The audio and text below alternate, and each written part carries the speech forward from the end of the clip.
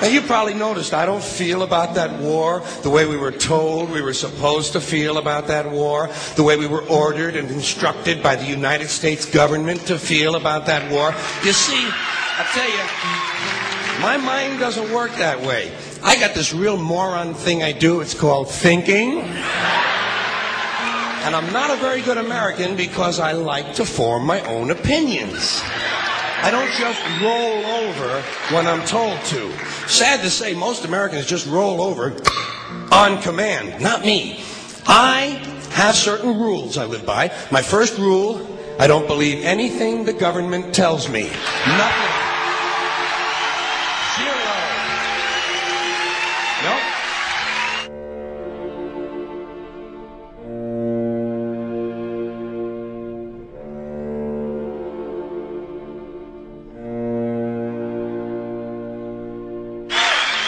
And I don't take very seriously the media or the press in this country, who in the case of the Persian Gulf War were nothing more than unpaid employees of the Department of Defense, and who most of the time function as kind of an unofficial public relations agency for the United States government. So I don't listen to them. I don't really believe in my country. And I gotta tell you folks, I don't get all choked up about yellow ribbons and American flags. Now, to balance the scale, I'd like to talk about some things that bring us together. Things that point out our similarities instead of our differences. Because that's all you ever hear about in this country is our differences. That's all the media and the politicians are ever talking about, the things that separate us, things that make us different from one another. That's the way the ruling class operates in any society. They try to divide the rest of the people. They keep the lower and the middle classes fighting with each other so that they, the rich, can run off with all the fucking money. Fairly simple thing, happens to work. You know, anything different, that's what they're going to talk about. Race, religion, ethnic and national background, jobs, income, education, social status, sexuality, anything you can do, keep us fighting with each other so that they can keep going to the bank. You know how I describe the economic and social classes in this country? The upper class keeps all of the money, pays none of the taxes. The middle class pays all of the taxes, does all of the work. The poor are there just to scare the shit out of the middle class. Keep them showing up at those jobs.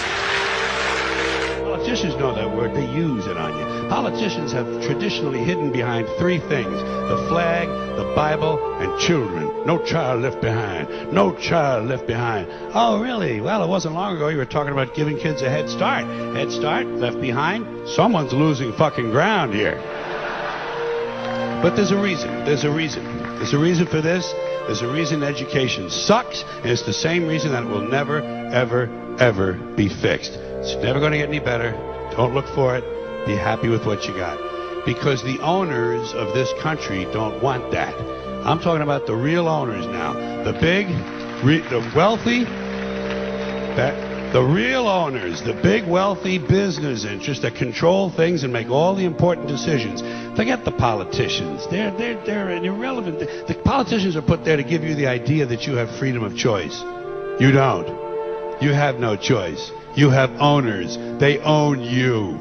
They own everything. They own all the important land. They own and control the corporations. They've long since bought and paid for the Senate, the Congress, the state houses, the city halls. They got the judges in their back pockets, and they own all the big all the big media companies. So they control just about all of the news and information you get to hear. They got you by the balls.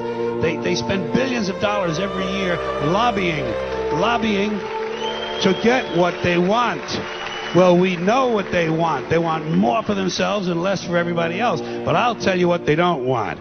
They don't want a population of citizens capable of critical thinking. They don't want well-informed, well-educated people capable of critical thinking. They're not interested in that. That doesn't help them. That's against their interest. That's right. You know something? They don't want people who are smart enough to sit around the kitchen table and figure out how badly they're getting fucked by a system that threw them overboard 30 fucking years ago. They don't want that. You know what they want? They want obedient workers. Obedient workers. People who are just smart enough to run the machines and do the paperwork, and just dumb enough to passively accept all these increasingly shittier jobs with the lower pay, the longer hours, the reduced benefits, the end of overtime, and the vanishing pension that disappears the minute you go to collect it. And now they're coming for your Social Security money. They want your fucking retirement money. They want it back so they can give it to their criminal friends on Wall Street. And you know something? They'll get it. They'll get it all from you sooner or later, because they own this fucking place. It's a big club, and you ain't in it. You and I are not in the big club.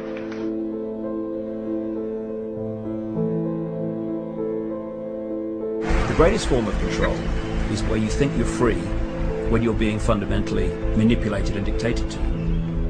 One form of dictatorship is being in a prison cell and you can see the bars and touch them. The other one is sitting in a prison cell but you can't see the bar, you think you're free. What the human race is suffering from is mass hypnosis. We are being hypnotized by people like this. Newsreaders, politicians, teachers, lecturers. We are in a country and in a world that is being run by unbelievably sick people. The chasm between what we're told is going on and what is really going on is absolutely enormous.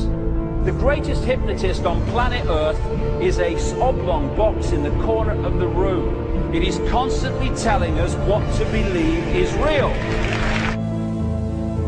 Historically, the control and manipulation of political opinion has been the Freemasons' main weapon in gaining control of countries and states.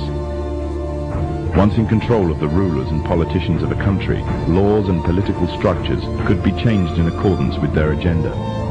However, since restricting the body does not necessarily mean restricting the mind, the Freemason recognizes that their plan for a global government hinges completely on subduing the masses to their agenda, and thus eliminating opposition to their cause.